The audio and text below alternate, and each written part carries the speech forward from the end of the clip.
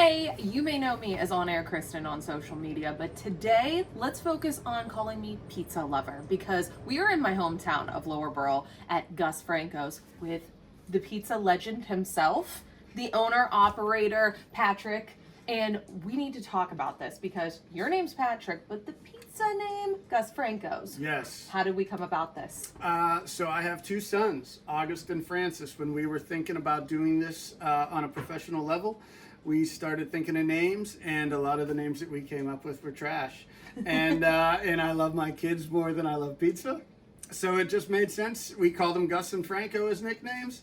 It sounded more pizza-y than Patrick Elston Pizza, so we were all in. Today we're going to be talking about the hot dad, which literally is the reason I come here. Tell us a little bit about being the first to start the hot honey pizza.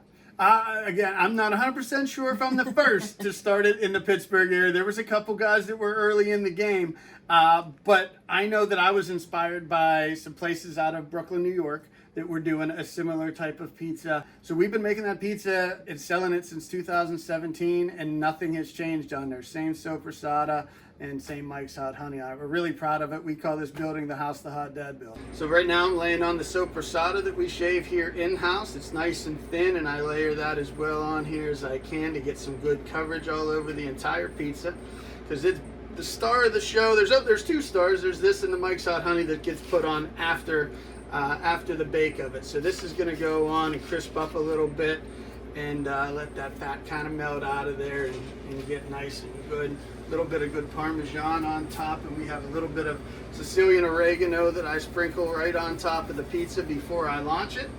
And at this point, I give it a little shake to make sure that it's moving and it's not going to stick to that peel. If you've ever made pizzas at home, that's always the toughest part for people. You mentioned cooking at home. Now this is really where this started for you, right? Just doing it with the family at home? Yeah, cooking at home. My wife, she's the best cook in our family by far, and she likes starting little projects. She'll see something, and randomly back in, it was 15 or 16, and she said she wanted to try making our own pizza at home. I was all for it because I love eating pizza. I said, let's get started right now.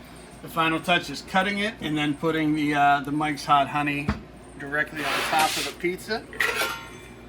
We cut our pizzas into 6. I feel like I'm gaining calories just looking at it right now. This pizza's fermented. It's beautiful. It's in the world of pizza. This is going to be the low-cal pizza in my opinion. Sure. We use whole milk mozzarella on there. I use just really good crushed tomatoes from New Jersey. So there's not a lot going on. Essentially what you're saying is this is healthy. I should skip salads, just go straight for the Now, I'm not a doctor pizza. by any means. Yeah. But if I were to recommend a pizza for somebody on the healthier side of living, Done. Gus Right Franco's. here.